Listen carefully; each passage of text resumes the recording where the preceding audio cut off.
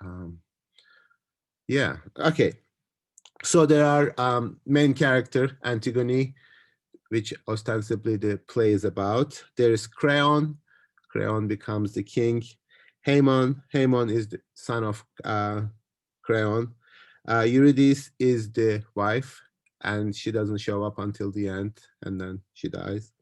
Tiresias is the prophet or the soothsayer, someone who tells the future. And then there is Chorus. Chorus are the elders, represent the elders of Thebes. And then there's a watchman, there's a messenger, and the guard who brings the news of what happened, etc.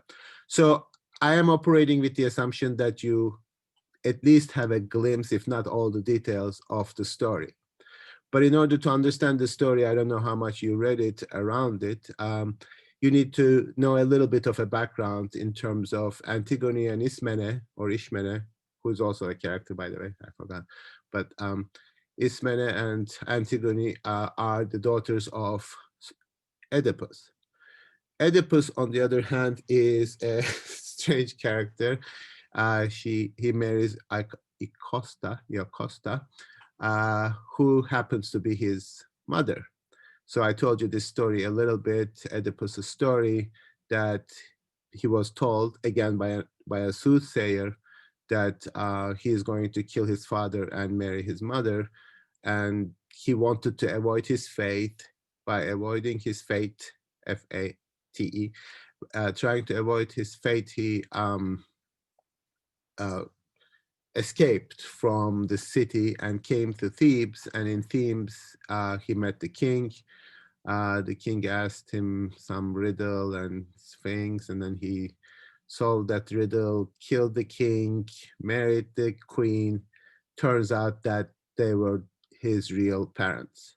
So he fulfilled his prophecy by trying to avoid it. So then he had 5 kids, 4 or 5. I'm not really sure. No, anyway, these two brothers, Eteocles and Polynices, are his children. And then also Ismene and Antigone, as you know. Polynices is the brother of Antigone. So what happens is, once he realizes that he is responsible for fulfilling the prophecy, and therefore the troubles somehow befell on Thebes, he takes his eyes out, becomes blind, and leaves Thebes and punishes himself, even though one could reasonably argue that, well, he wasn't really responsible. He was simply fulfilling the prophecy, and he actually tried to avoid it, but he still takes responsibility for what happens to Thebes because of me. Of course, there is the dramatic exemplification of the incest taboo, that you're not supposed to marry your mother, and therefore you need to be punished, and this is the punishment. So then immediately you notice when Ismene and Antigone talk to each other, they are talking about their misfortune, about their father, etc. So after Oedipus dies as the king of Thebes, Polynices and Eteocles become the successors. And Eteocles is the older one, I suppose, and then he becomes the king, but they agree that they will switch. They will share the power. And then Eteocles says, no, actually, I'm not going to do that. I'm not going to give up my power. So Polynices goes to Argos. Therefore, you have reference to Argive army, goes to Argos and raises an army, comes, starts fighting against Eteocles and Thebes, fighting Argos, as you figure out that from what Chorus says later in the play. And they kill each other, and they both die. One fighting for Thebes, that's Eteocles, and then the other, Polynices, trying to really claim the kingdom that he was actually promised and agreed to before. So they die, Creon becomes the king. And that's where the story starts in Antigone, Creon is all the king, is the king. Ismene and Antigone speak. You know what they say. She says, I'm going to bury my brother because Creon ordered that Eteocles, while Eteocles is buried, Polynices should not be buried, and his corpse would be left outside and killed by birds and dogs. Dogs and birds come up a lot in the play. So birds are always kind of the telling the future, but also they destroy the corpse, etc. So, but we then, after this talk between Ismene and Antigone, where Ismene says, which we will read and try to understand what exactly she means and what Antigone says, we switch to the next scene where the whole story is told, and Creon announces his edict, so his law, so to speak, because he's the king now, he makes the law. So even though we hear about the fact that Polynices was not allowed to be buried, we hear how it is actually ordered by Creon in a later scene. So then I assume you know the rest. The guard comes and says, actually, somebody buried the corpse, and then Creon gets really upset. And then Chorus talks about, and we are going to, sings, and we are going to talk about that for human beings. I looked at some interpretations of Antigone. Some people think that Chorus is not relevant and just undermines the play. I disagree. I think it's, obviously it's very important aspect of the construction of the story. And then the soldiers bring Antigone because they catch her doing the burial, and then Creon gets again upset, and then first he got upset with the soldier for bringing the news, but you read that already. And then they catch her and they bring her, and he says, Creon, I'm going to kill both of you, both Ismene and Antigone. And they have this exchange, which we will also read and speak in detail. And then he decides finally not to kill Ismene because she didn't do anything, because she refused to help Antigone. And then she wanted to, in the presence of Creon, she wanted to take responsibility for that. And Antigone said, no, you didn't help me, so you cannot die. So you need to continue to live. So, but here there's an important element introduced. Ismene says, are you going to kill your bride, your son's bride?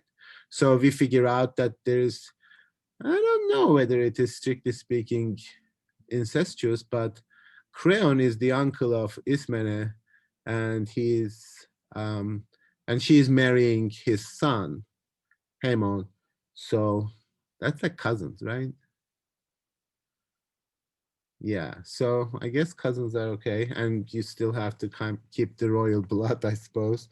So then the chorus sort of says, like, what's going to happen? This Oedipus curse is terrible, etc. What is Haemon going to say? Haemon comes and talks with Creon. Initially says, oh, of course, father, you are wise. I'm going to listen to you, blah, blah, blah. But you are wrong. You should not kill her because everybody says she's being victimized. And then they have a fight and he leaves. Haemon does. You're not going to see me. Somebody else is going to die. He says, are you threatening me, etc.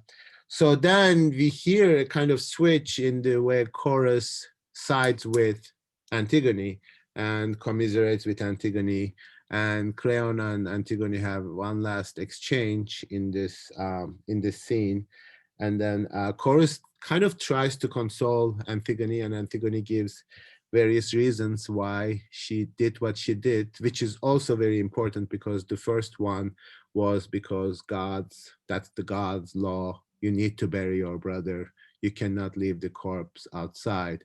And then the second, she says something a little strange. We'll talk about it. Well, I can find another husband. I can find another child, but my parents are dead, so I can never have another brother. But your brother is already dead, so whatever. So she says, I have a special responsibility to my brother. And then what a kind of turning point in the play. Tiresias show up. Tiresias is the prophet and says, gods are really upset because you are going against the you issued an edict, a command, an order that is against God's law. And gods are really upset. They're going to punish you, etc. And then Creon finally kind of cracks and says, okay, I'm in trouble. What should I do? Goes and finds Polynices' body, which is already torn apart. So washes it, burns it, makes a tomb. All the while, maybe he should have gone earlier. And then he goes to the cave that he condemned Antigone to live with some food so that he doesn't become the responsible for her death. And she hung herself. She's dead. Haemon is there crying, and Haemon gets really upset with her father, with his father, and says, okay, I'm going to kill you. But he fails because Creon steps back and escapes, and then kills himself. And he gets really upset, obviously, Creon. And then you sort of hear this reported speech that the messenger is talking about the events that happened to the king, that is Eurydice, who's Creon's wife, who never showed up until that point. And then she listens to what happened, that that her son died. She is very quiet. She goes and kills herself in the same way that Damon killed herself, from the heart or liver or whatever, depending on the translation. And then Creon pretty much fulfilled all the curses that would befall on him. He loses his son, his wife, yeah, and then says, I'm worse than nothing, I'm terrible. And then the elders say, yeah, the chorus says, yeah, you should really listen to your gods and elders. So that's roughly the story. Any details that are not clear, anything you want to add or enhance the story that I missed?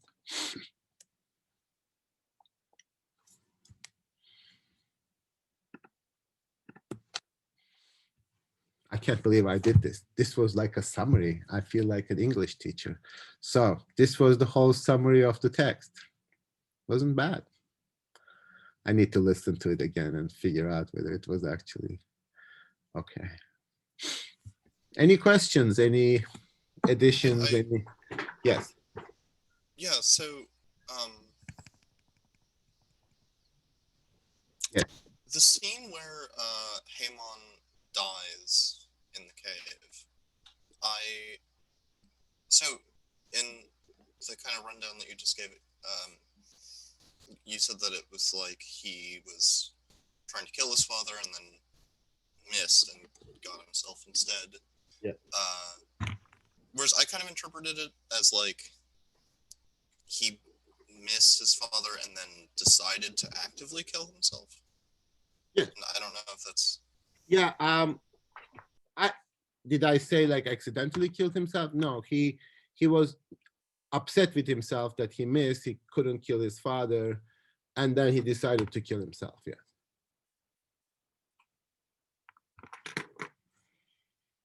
Well, that's sort of a. I mean, it could be interpreted as a punishment for his father. So this play is very famous, obviously. I don't know whether you heard of it, but and it is being staged all over the world all the time. So that's 441 plus 2020, that's 2461, that's almost 2500 years old, and it is still kind of appealing to people. There are productions of it, there are musicals of it, etc., which I hear are not very good, but still. So obviously it is being taught also in probably classics, obviously, and then sometimes philosophy and sometimes political science, because it speaks to this conflict between the divine law that you should bury your dead, as opposed to the law of the state, which Creon represents, etc. And as I don't know, I don't want to guess, but when you are not analyzing it, which we are going to do, but imagine that you are caught up in the story, that you have some kind of interest or emotional investment in the text. So I presume, or sort of guess, predict that a majority of you are going to side with Antigone. Does anybody here sign for side with Creon? Charlie, you do? Bless. I don't know if I necessarily side with Creon explicitly, but I mean I understand where he's coming from Yeah, as far as like someone was trying to come overthrow the kingdom like and why would you honor it? Would show kind of like weak rulership to be honoring the person who died trying to overthrow the government. sure. And so yeah, that's kind of where I'm at. Good. Okay, 1+ for Creon. Blessed, you had something similar or different?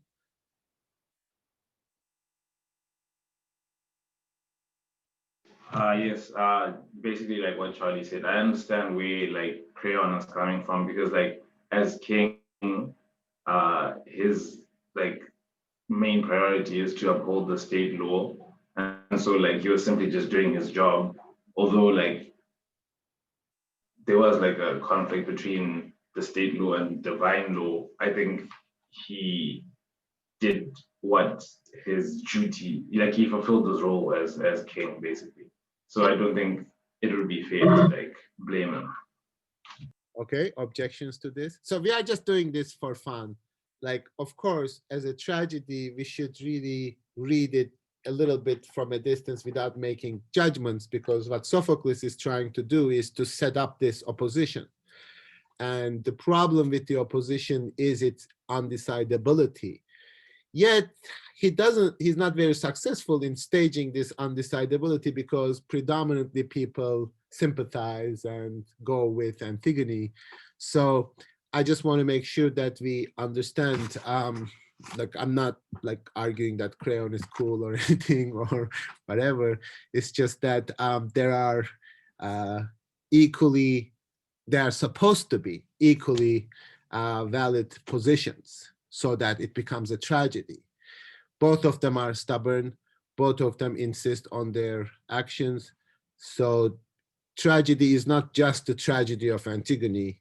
It is the tragedy of all the people that are involved. So they're all making a sort of tribute to Dionysus. So any people who are on the side of Antigone, on the other hand?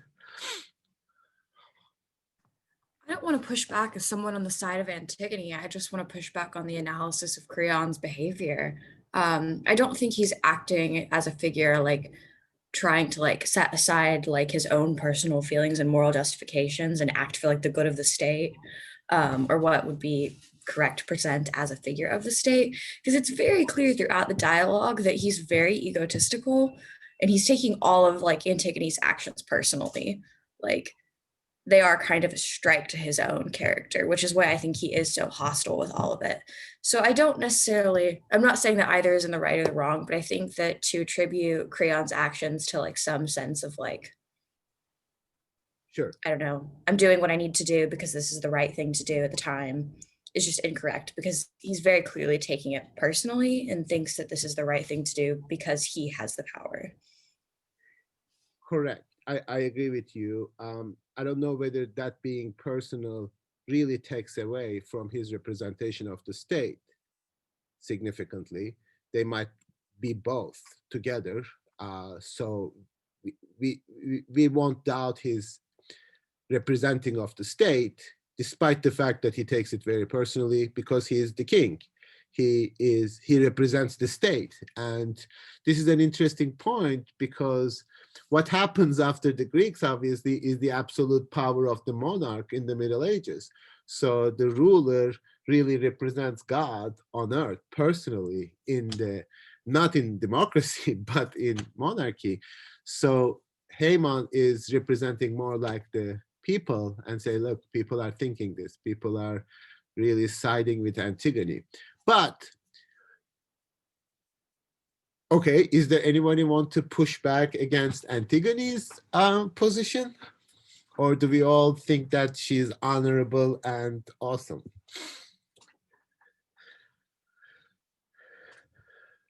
I think what Antigone did was obviously honourable, but at the same time, from her dialogue with Ismene, I don't think she's really doing it for her brother, but I think she's kind of, well, obviously she's doing it for her brother, but at the same time, by doing it, she gives herself peace because whenever she passes, she'll find peace in like the undead, in the underworld, and I think that's what she's kind of looking for as well. Not taking anything from is completely selfless. Okay, so we can say on both sides, both Creon and Antigone are acting for personal reasons, for taking it personally. Of course, Antigone takes it personally because it's her brother, but Creon also takes it personally because that's also his nephew, right? Both of them. And Antigone is also his niece. So they're all like related to each other. So it's kind of difficult to escape that. Now, what I want to say right at the beginning, obviously, I mean, not the beginning, but we are not trying to decide or trying to kind of adjudicate this. We are trying to understand the nature of this encounter. So whenever I say something on behalf of Creon, doesn't mean I personally think Creon is more honorable or something like that. It is just that it seems to be an imbalanced thing. So I want to now question Antigone's action. So what would be an equivalent of that act in the 21st century? Somebody acting against the order of the state out of the law of God as unwritten, necessary, she says, but eternal laws of the divine. What would be an equivalent to Antigone today? Could Edward Snowden be considered an equivalent? That's giving Antigone way too much credit because I think Eric Snowden politically is much more progressive than Antigone, but Antigone today would be someone acting against the orders of the state in the name of religion, in the name of God. What would that be? Well, that kind of makes me think of the issue that arose sort of at the beginning of the pandemic, where different states were ordering that large gatherings were prohibited, but there were different churches and religious communities and things that still felt that it was like a divine duty to gather together once a week in these large Excellent spaces. analogy. Did you find an Antigone among them? Among those who are gathering in churches? I mean, I guess in this sort of lazily constructed example, in my mind, it's like each of them. Okay, I like that. I mean, I was more like thinking in terms of more hot button issues like abortion and things like that. So what's the state law and what's the law of God as it is interpreted, etc. So, but let's go with that. So is it okay to go against the orders of a state in the name of religion or in the name of the divine, let's say? That's Antigone, right? Or am I misreading that? Like, if you want to push back on that, I'm totally okay with that too. So I'm just raising this as a question. I don't have anything against Antigone. She is usually considered to be the sort of proto-feminist figure in the history of, in the history, Western.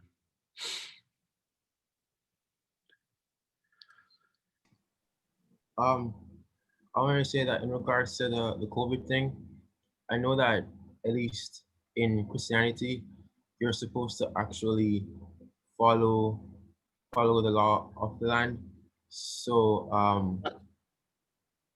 in Christianity, you're supposed to actually follow the law of the land, the law that's set above you. So it's actually funny that the persons a couple months ago would decide to disobey the law in God's name. So Well, sure that you should obey. You say obey the law of land. obey Um, the law that's set above you, or the head, your head basically. yeah, that's a particular interpretation of Christianity, which is very much justified the whole idea of monarchy as king being the representative of God on earth, or even being the God on earth. But what if they are in conflict? I think what Olivia was saying is you can't follow both. That's the issue. You should follow the law of land. You should also follow the law of God, which is fine as long as you can do it.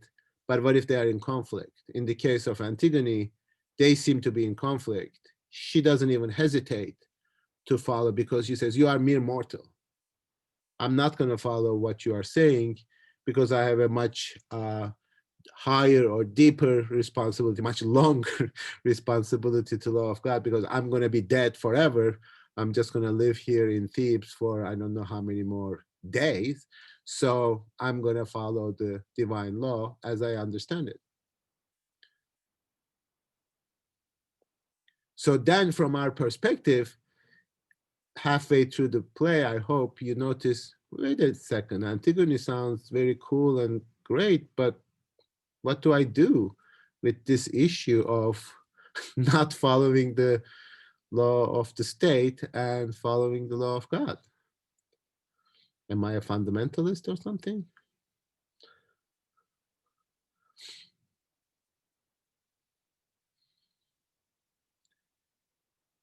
And then the play ends with this really, I think, I mean, for a liberal arts college, I think a fairly conservative like lesson, like our happiness depends on wisdom all the way. The gods must have their due. Great words by men of pride bring greater blows upon them. So wisdom comes to the old. So listen to the old, like listen to the elders. We already told you, both Creon like is maybe the tragic figure because he survives, and everybody around him, all his wife, his son, die. So if you try to go against the gods, you will be punished. I mean, that's a possible message, right? So what do we do with that? I mean, does that jive with your political convictions? Well, something that struck me about that is that it seems like one of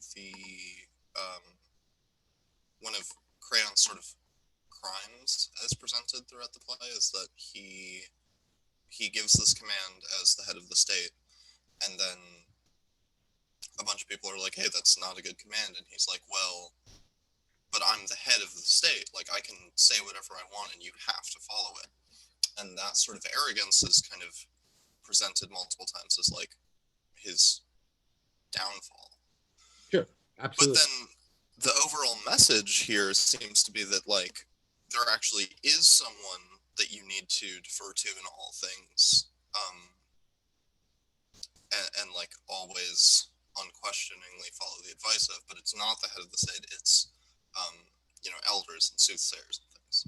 So it's like you still are expected to take a person or set of persons like word about things, but it's just a different person than Creon thought. Sure. Yes, absolutely. So it is tradition, God, divine. So like maybe the elders represent the voice of the tradition, but also how you do things with respect to God. as opposed to a secular state of Creon, which doesn't learn, and he believes that, oh, soothsayers that take money. And he's also obsessed about the fact that people are trying to undermine civil authority with bribe. Like he says, oh, you take money, the guard, you took money, the soothsayer, you took money, money corrupts everything, which is right. So, and, but he loses at the end. I mean, everybody loses, of course, this is a tragedy, but in their loss, there's a kind of possible message that might be a little problematic if we read it one-sided. So therefore, I suggest, like, and I'm not saying that we shouldn't, it's just that we need to read both sides. We need to read this as a tragedy of equally compelling positions to be fighting and not finding a solution. Now, to make a little bit more argument on behalf of Creon, if he loses the war, if Eteocles loses the war, Thebes is going to be destroyed. And all their children and wives and women in the city will be slaves. So there's a really, like something at stake in what Polynices did. Now, Polynices initially might be considered to be right in the sense that I was promised the kingdom of Thebes, I was not given, so I'm going to destroy it. Which, well, I mean, Polynices, we feel for him because his corpse is out there, out in the open, but what are you doing? Why are you attacking your own family, state, and trying to kill your own brother? Although Eteocles is equally to blame because he doesn't give up the power either. So again, there are sort of sympathies on both sides. Yes, bless it. I also like find it like interesting that like maybe I interpreted it wrong, but then like to me it seemed that like Creon had changed his mind and was willing to go and bury Polynices. So like this whole like idea that like disobeying the gods cannot be like forgiven, even if you didn't come around to like obeying them. It's like, yeah, something I found interesting. No, that's a great interpretation. He was just too late. He was late. He decided. Nancy. I think the message at the end was less that like Creon was wrong, but maybe listening to some other authoritative figure is right, but that the collective is right. Like, because the elders, it's more than one person, isn't it? And it's also the seer, and it's also his son and Antigone and all those. And it's more just if everyone agrees against the law. Like, so it's not just that the state, sorry. No, go ahead. It's not just that the state laws were going against the divine laws, it's that the state laws were going against what the majority of people thought. No, that's an excellent observation. I think that's also there, I believe. Yes, you can interpret it not maybe as conservatively, but maybe more common sense, in the sense that because Haemon does that too. Says people are citing people's opinions, but like, do you want to go with people? Like, are you sort of dogmatically democratic? Like, whatever people decide, that's cool? In this case, I agreed with it. Yeah. In which case? In the story, in Antigone. Like, Creole could have, is that his name? Yeah. He could have had that idea at the beginning, but then he should have changed his mind quicker, basically, once it was clear that everyone was disagreeing with him. Okay. Well, the elders didn't immediately disagree with him. They first said, well, you are the king, you can do whatever you want, we love you, we can't say anything to you, blah, blah. They're a little afraid of him too. But it was Tiresias, the one who changed his mind, really, the soothsayer, right? Right after that, he's like, oh, I'm really scared right now. So I'm in big trouble. So, but you're right. I think there is, yes, you shouldn't be like, well, but then like, that isn't that what we want from like leaders? isn't that our whole discussion about leadership conferences and leadership raising tendencies? Like we want somebody to make up their minds and then do it. People tend to be conservative. People tend to go with the religion and what they are used to. Okay, I don't believe this. I'm just saying to make the point. Yes, Charlie. Yeah, just to maybe add on to that, I kind of, when I was reading just about Creon's paranoia, I guess, and just lack of listening, like he was accusing everyone, even the prof, like Tyrannisus, of being bribed, like getting paid. It's like, who's paying you to do this? It kind of shows from the get-go his shakiness as a leader and as a king. And I don't know if that's because he's just not a good king, or if he's had like it seems like he's either like there have been things like this, or like he's had experiences which have made him very suspicious of people or very paranoid. And yeah, no, I think it just, yeah, You cut off there for a second. I just, like, when I was seeing that, it made me think about the position that Creon was in, or like what he had gone through up until that point, which may have affected him in a way that he didn't make decisions until his back was against the wall. Correct. I think that's a good observation. He is presented as a little, yes, you used the term paranoid. Yes, Blessed and then Olivia. I think like he couldn't help but be like paranoid, like because like of the position that he's in. He sent out like an edict saying that like you can't do this, and like so many people pushed back on it, which I don't think is like something that was like common at the time. Like so many people just like pushing back on what the king has, like the head of the state has decided. And so like I think his paranoia came about as a result of like shock that people are actually questioning his decisions. And like that's not something that was like common, I assume, like at the time, like what the head of the state usually goes and everything like that. So like I feel like like paranoia was like a natural response to like him like facing the pushback from his people. Okay, I agree. I mean, both of what you say are, both of you are right. On the one hand, he is a little bit paranoid, but he also has good reasons to be paranoid because his nephew attacked he just like sort of was saved from a brink of elimination, brink of destruction. So he just won the war. They just like Thebes by some miracle. So yes, they are very much like modern states who believe that everybody is out there to destroy them. I mean, you can make the same case for like the United States as a state. Like, why do you need this gigantic army? Why are you so paranoid about who is going to attack and destroy you? And you have all these like spies and all sorts of like anti-terrorist and blah blah organizations, like huge money. It's like huge paranoia, right? But then you say, well, that happens, right? We should do it. And it's like, do we really? I mean, isn't that paranoia in the same way that Creon is just like saying that, yeah, there are some people who take money around me and try to undermine me. I mean, it's politics. So, okay, good. Olivia, you had something, sorry. Yeah, I was just, to clarify something about the backstory of this play. So, did you say Tocles was king right up until he died in this war? Tocles?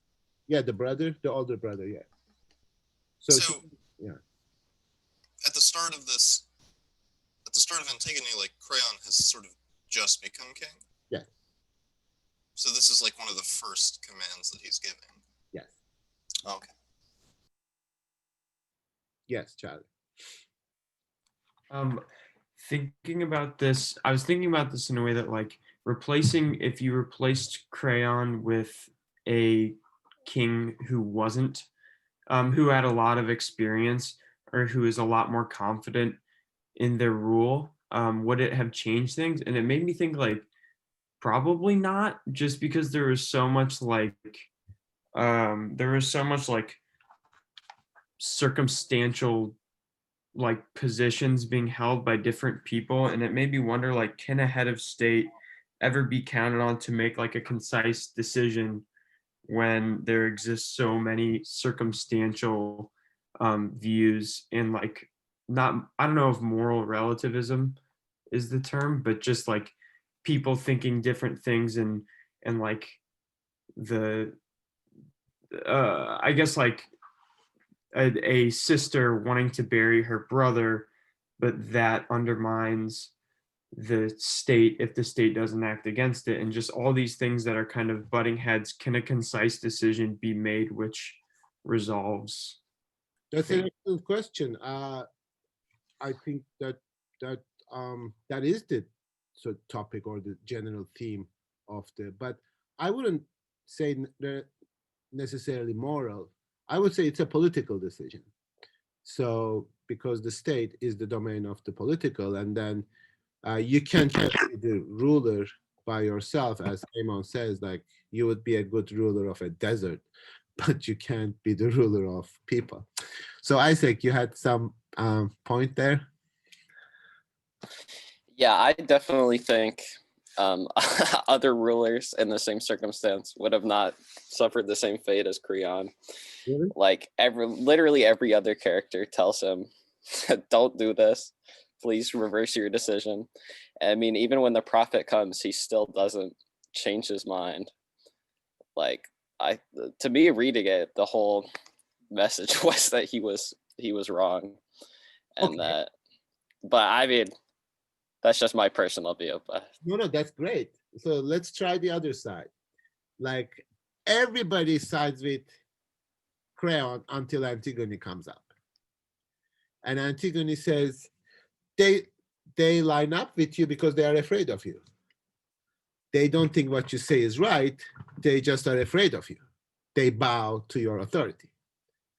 Now, why wouldn't Creon say, well, you are all are against me now after Antigone came up because you bowed the order of God. You are afraid. You are afraid of God's wrath and what it's going to do to, but I'm still right. You are just afraid to acknowledge that I'm right because we need to be ruled by the state, not by God. Politically, we need to be secular, not religious. So, and again, the symmetry, I mean, what you are saying is absolutely right, but there is a symmetrical situation because he himself says to Antigone, how dare you to go against all the other people? And Antigone says, oh, they're not really actually in agreement. They go with you. They accept your authority. So once you accept the authority of God, the divine authority, then you are going to go against Creon.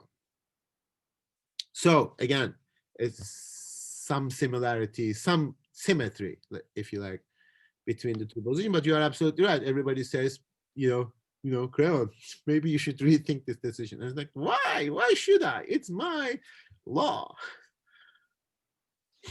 yeah, so I think what makes the difference for me is that just when I was reading it, I don't know how accurate this is, but like my view of ancient Greek religion was that it was more, I guess, unanimously accepted, and like just a more broadly accepted understanding of the world as compared with like the diversity of religions that we have like in the United States today, for example. And so it kind of felt to me like more of a democratic process to follow the Okay, so what if gods. said, okay, this is good. So you are totally cool. Like I enjoyed it. So let's just take one step further. That what if, and there is maybe a majority of people in the United States are Christian. are we going to now accept the premise that we are a Judeo-Christian society and should act accordingly? Because that seems to follow from that conviction. But also, come on, the Greeks, like they don't even have one god. Even the gods are fighting with each other. So if you like sort of religious conflict, that's at the level of the divine, that these people are not just hanging out at Olympus and always being one voice. Not people, gods, sorry. So they're also in conflict with each other sometimes. So there is that, yes, but there is a certain acceptance of Olympian gods, but they are not also unanimous in their verdict. And Plato brings this up in Euthyphro in the definition of the question of piety, like what is pious if gods themselves disagree with each other? So yeah, it's a complicated argument. I mean, I see your point, obviously, and it is valid, but tragically, the opposite is equally valid too. And that's really a good characterization of tragedy. Like whatever conviction that you have, if you allow yourself to think the opposite position, you might find that it is equally valid.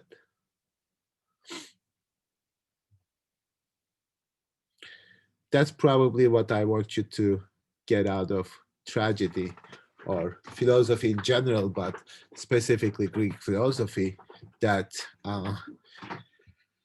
whenever you take a position and you think you are absolutely right, then you are Creon.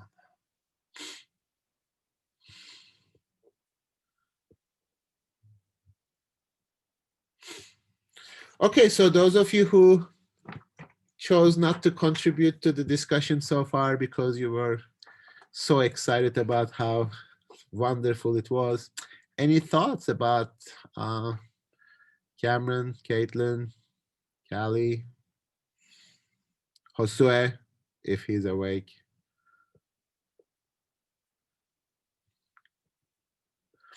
Any thoughts? Rand?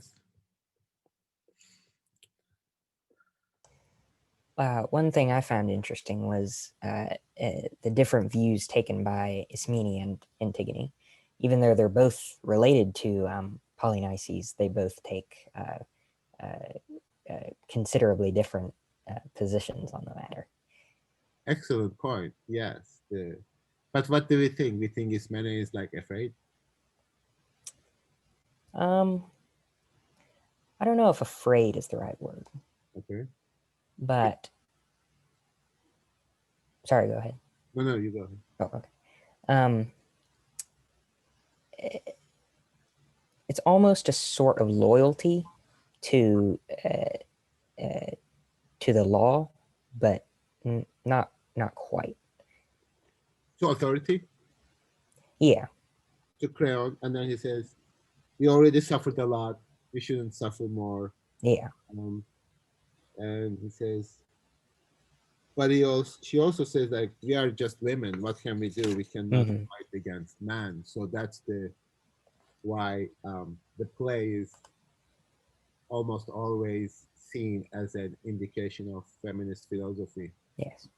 As she's the one who represents the power of women, and Ismene is the opposite. Will perish. We have to obey the man in power. And so Ismene, when she says that, she's not very cool.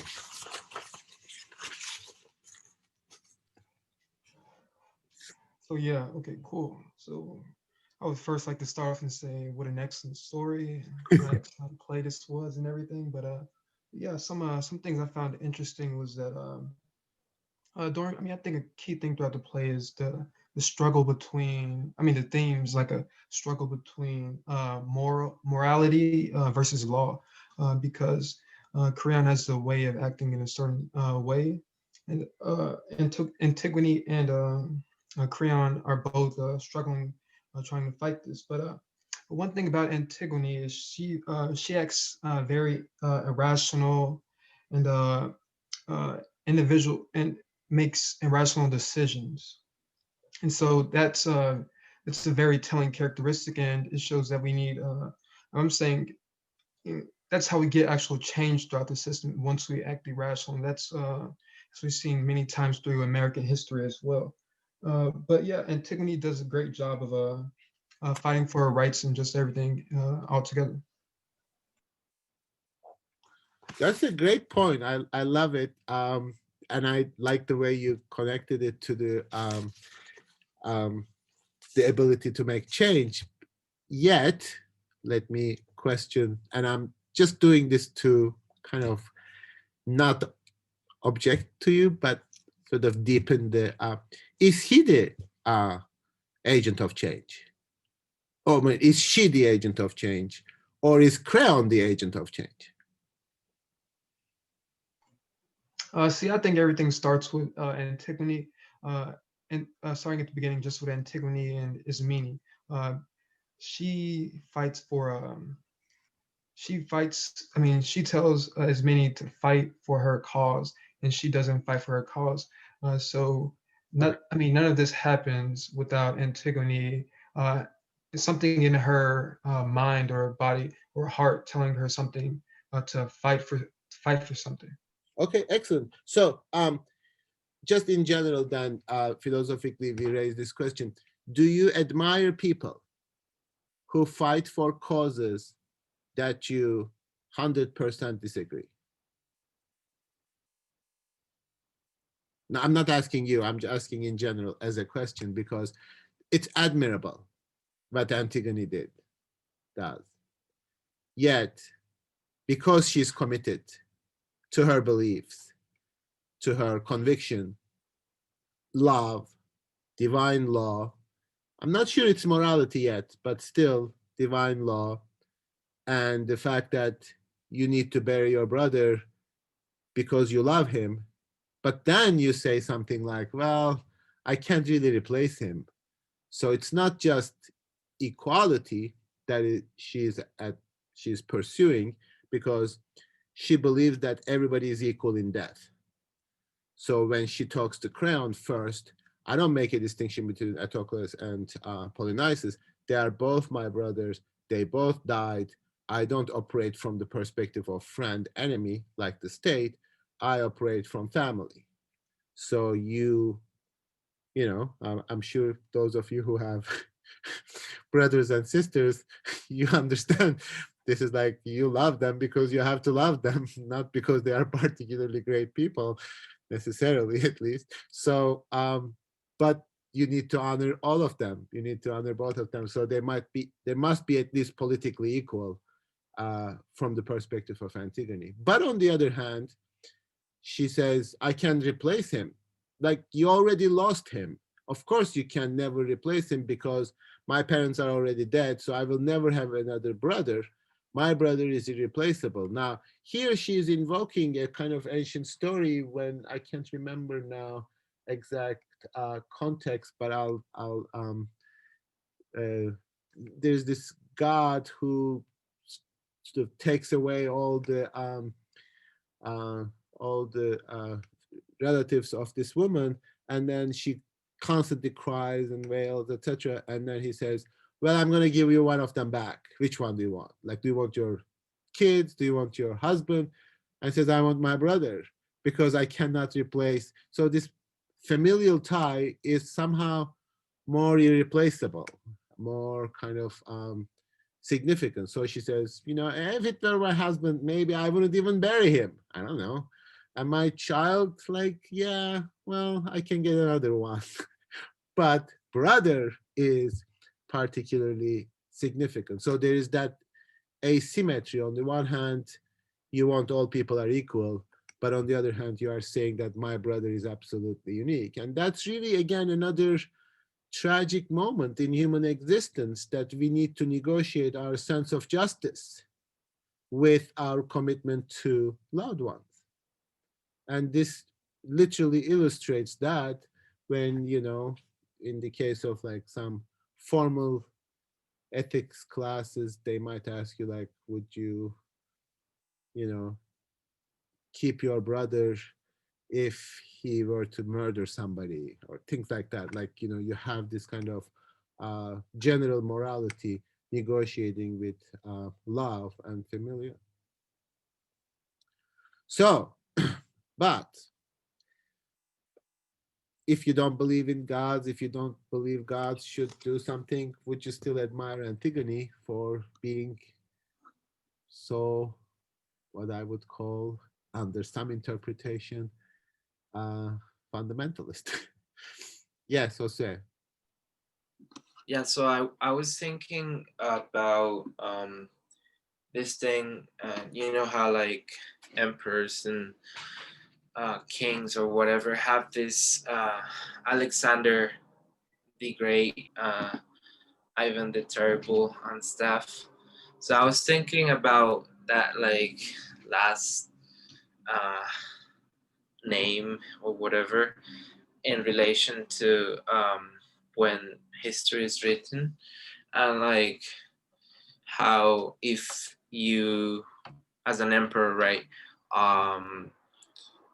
side with divine law, then you would be assigned this like the great, or if you don't, like in the case of Creon, then you will be assigned the terrible, right? So I would say, or I was thinking that in history it's been the case that like emperors who haven't sided with divine law have been like historians this like name of the terrible, you know, so like they would be judged. Like we can't, like in history, that's what I was thinking, that they would be eventually given that name, like, you know, the terrible. I don't know if you agree with that, but that's a way of seeing it that I was thinking about. Yeah, I need to think about that because there are lots of different historical examples that we can bring up and try to figure out what that. Now, okay, are you tired? Do you want to break or shall we continue? So Olivia, you want a break? Everybody wants a break for about like, so I calculated in 2 hours we get like 10-minute break. So that will make half an hour for the entire week. So our 6 hour would be 5.5 hours, but that's cool. So, okay. So let's just take a 10-minute break. I'll see you at 10:18.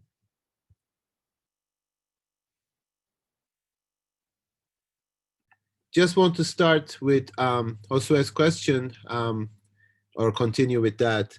I don't want to interrupt the discussion. You are all doing really well, so I'm happy about it. Just to remind you a couple of things or give some information. Creon, the term, literally means ruler in ancient Greek language. So the idea here is Creon really represents the powers, the ruler. Now you come across this term with all the other crassy terms like democracy. Democracy literally means the power, Creon, of demos. Demos meaning from demography, people.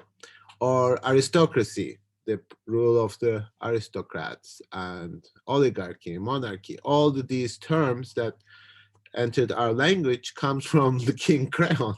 So in a sense, it's a foundational element of who is going to rule, what is the rule, and what is the nature of the rule. So even implicitly in Hamos, you hear some kind of popular consent in terms of ruler, like people side with Antigone. As a wise ruler, you need to really listen to the people. Then, of course, the implication is that aren't all forms of ruling somehow democratic anyway, because they need the consent of the people?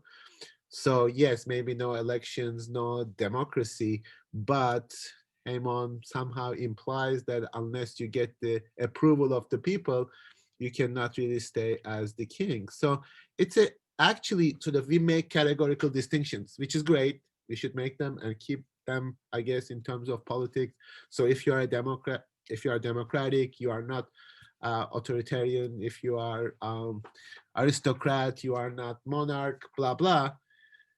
Yet, in the actual ruling of the people, all these principles seem to be somehow working together. So, then we can have a democratically elected dictator, as well as a monarch who is very much popular and loved by people. So it's a very complicated negotiations, because these categories somehow make us think in a certain way. We say, if it is democratic, it certainly cannot be this way, which somehow maybe speaks to our problems today, that you can be democratically elected, or whatever that means, and do things that are undemocratic and problematic, and you might not have the approval of the people, and blah blah. So just want you to think about these issues philosophically, in terms of both categories making us too sure of ourselves. And Creon says, I'm the ruler, I'm the king. It's like, yeah, but you really need to be a certain type of king, which is also somehow democratic, because if you don't listen to people, you are going to be punished by gods, or so there'll be consequences. So that's one thing. Now, what happens in the history, of course, there is this, maybe since it's an ancient Greek text, we see the kind of somewhat opposition between the divine law and the secular law, the law of the state. So of course, we should not read it simply as an opposition, or a simple-minded opposition, but it's kind of the agon, like kind of struggle of these two types of understanding the world and relating and organizing human life. So divine law says you should always organize human life in terms of the service to God, whereas the state has different configuration of power. In the history, in response to Josue's question, these somehow overlapped for a while, especially in the Western history, in the sense that state somehow appropriated, or the divine law kind of appropriated the state, however you look at it.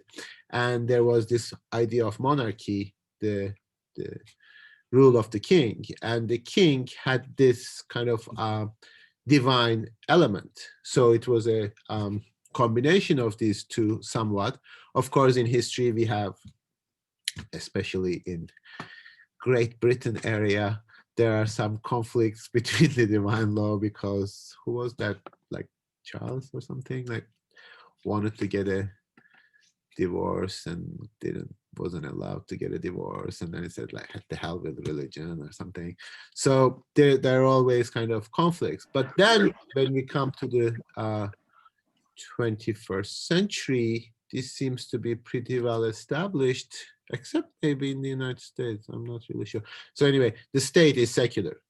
It is divorced from the divine authority. Now, of course, in order to gain popular support, you appeal to laws of religion, or to say you cater to that. But again, we cannot really say that we are 100% secular as opposed to 100% religious, because even in a secular state, like ostensibly in the United States, there's a huge influence of religion via people, via consent, via approval on how things are done. So yeah, I keep thinking that in that context, Antigone would actually, like, you can't really transplant Antigone to 21st century, but if you do, you probably wouldn't like her very much.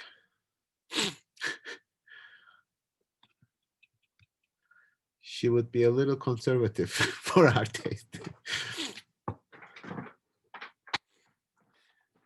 Although you obviously won't like Creon either, because he's a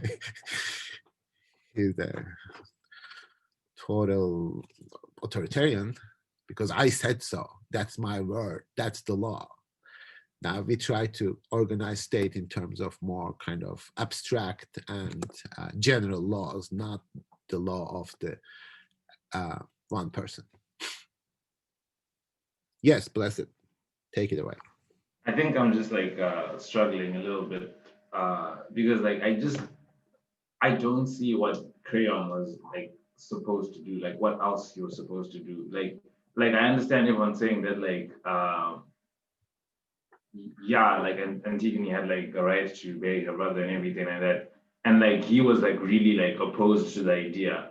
But then like he went back on it and decided that okay, the prophet said that I should do it, and I'm scared that this prophecy is gonna come true. He's like, so I'm going to go and bury her. So like he even went back like on his like original judgment.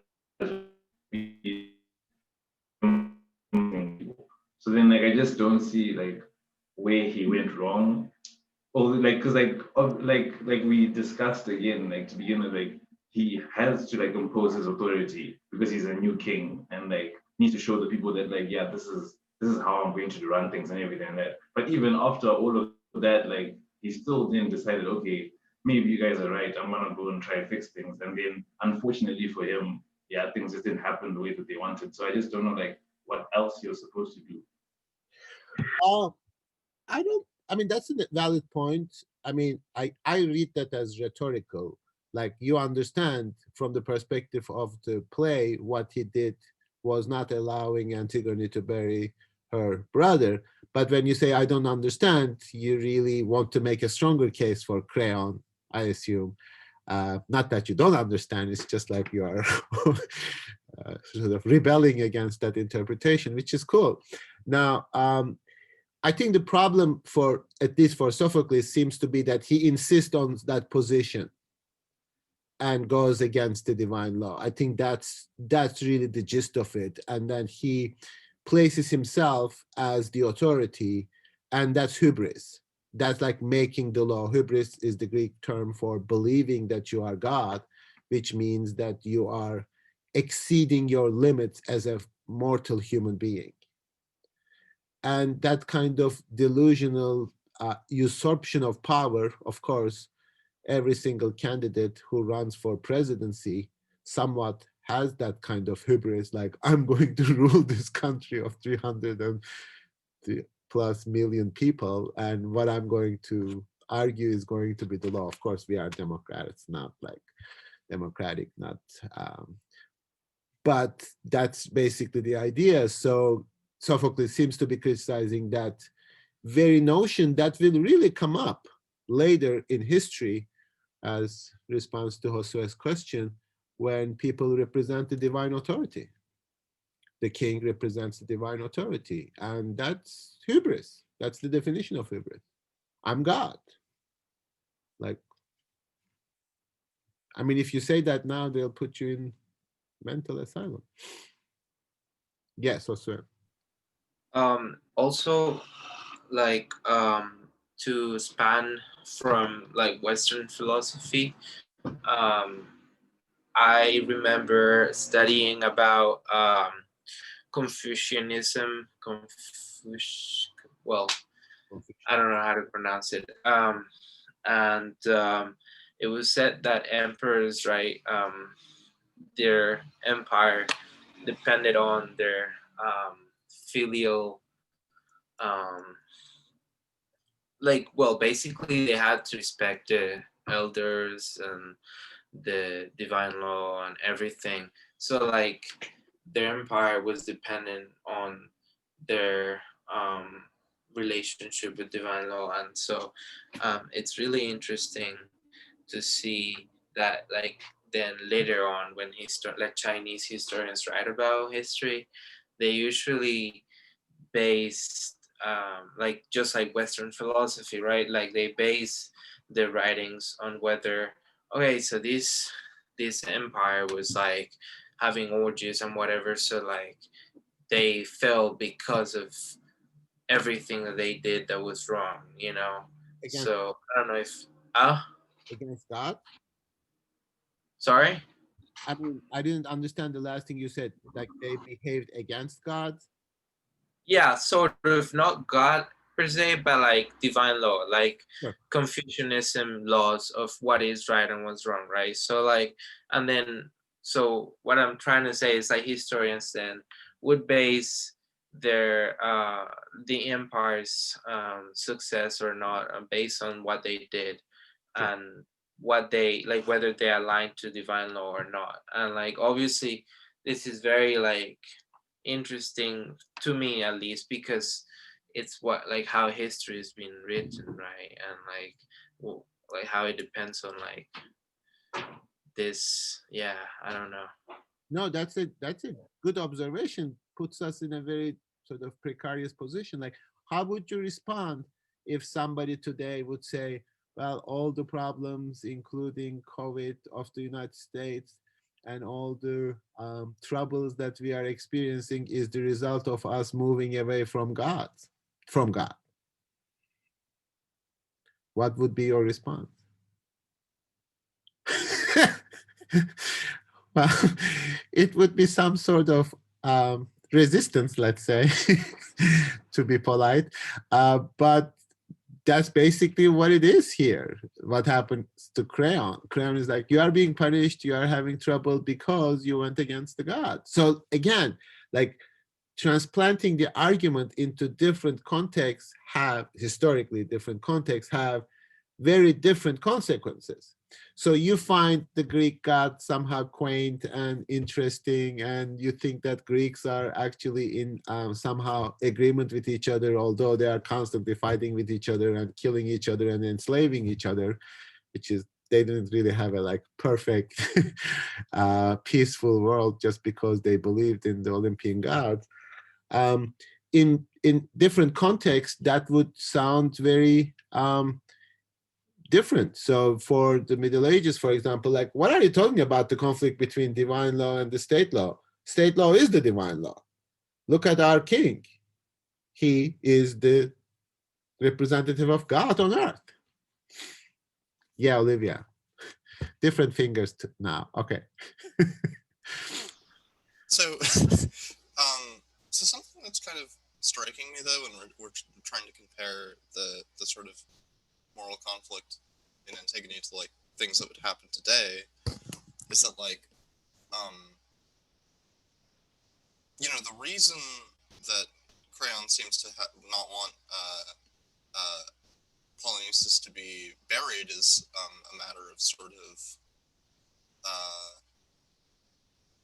not wanting to honor this person that attacked the city, and so, but like, I feel like it would be more analogous to situations today, for example, like surrounding COVID, if it was a justification like, well, we can't bury this body because it's diseased and it would pollute the groundwater, or something, like a matter of public health, right? Mm-hmm. And so, like, if there were some religious ceremony honoring the dead today that the state sort of like said was not allowed because of, you know, it was disrespectful or something, like, I think in that modern scenario, I would tend to oppose the state.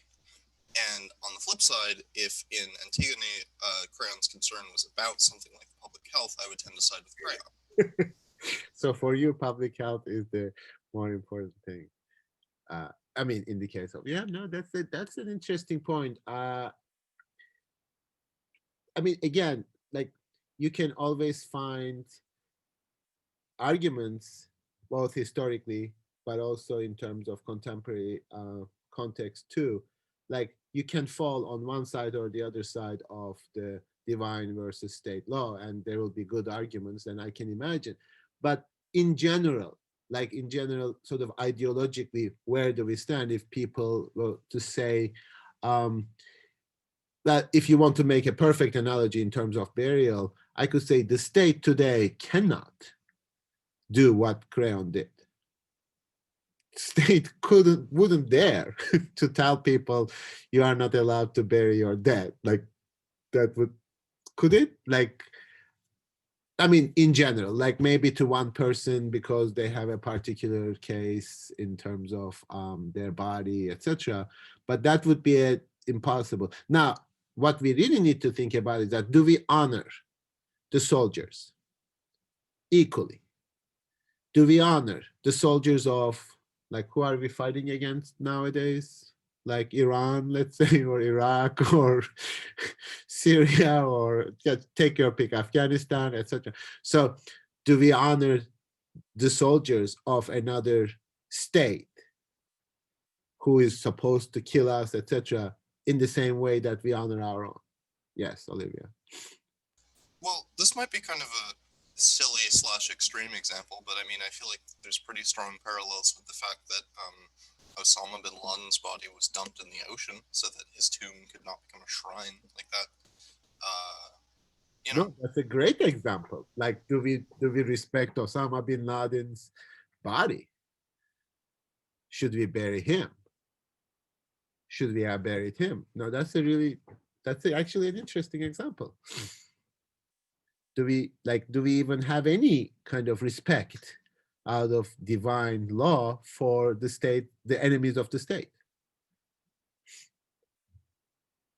Those who tried to kill us. I mean, the entire rhetoric of our language, of our understanding is like, they are bad, we are good.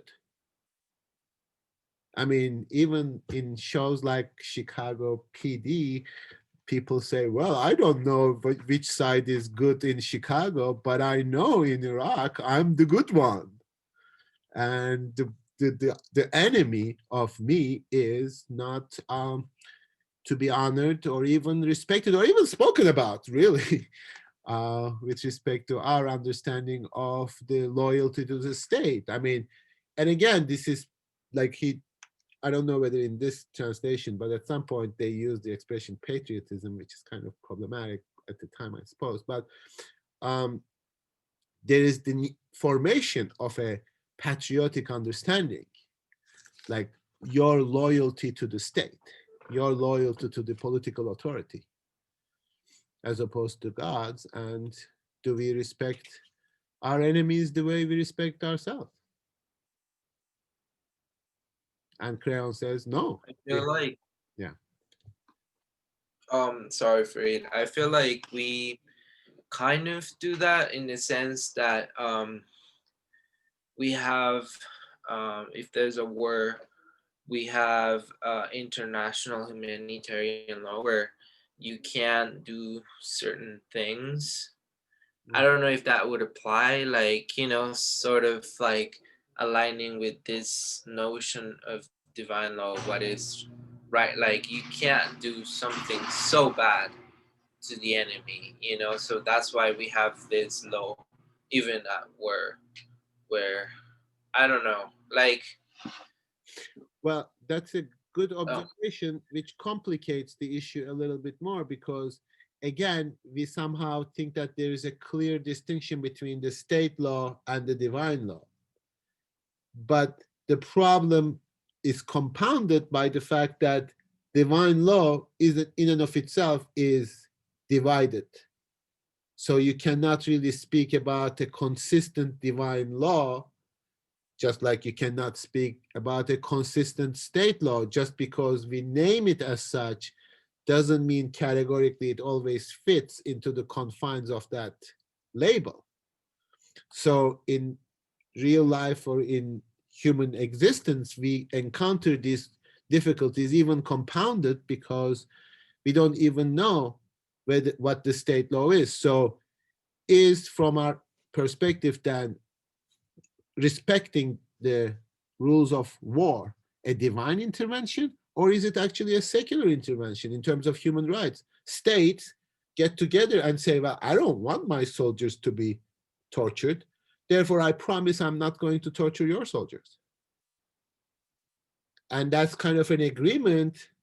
I mean, I don't know how divine war is supposed to happen. Are you supposed to? Now, there is that perhaps paradox in every human unity, but especially in religion. We are all children of God, yet we are Christians, I mean, or Muslims or Jews, etc. So we are all the same, but we are not, because we are Christians. We are the ones who believe that we are all the same, those who believe that we are not all the same. So even the concept of equality from a divine perspective is not without conceptual divisions. I mean, I think it's also notable in this discussion when international law comes into it that like the United States has basically never once followed international law about war crimes since its inception. Because it makes the international law. Then if you make the law, you can decide whether you want to follow it or not. So I think that's the power. And that's the power of the sovereign, really. I mean, later on, I don't know whether you'll take political theory classes, etc. Sovereignty is really defined as this by Carl Schmitt, who is a German jurist and somewhat philosopher, defines sovereignty as being able to make an exception to the law.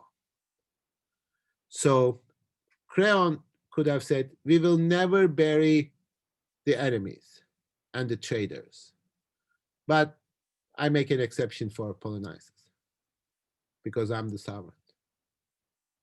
So I don't even have to follow the law that I myself made, which, I mean, it became a little bit too obvious in the 21st century that our rulers never really obey the laws that we do.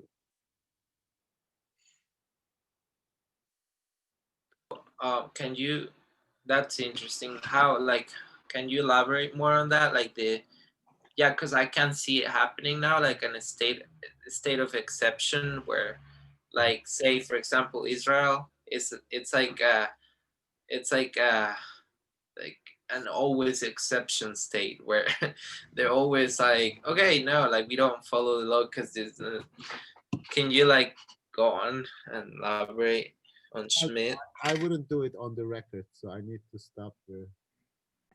Yeah, we can continue now. So I saw a hand.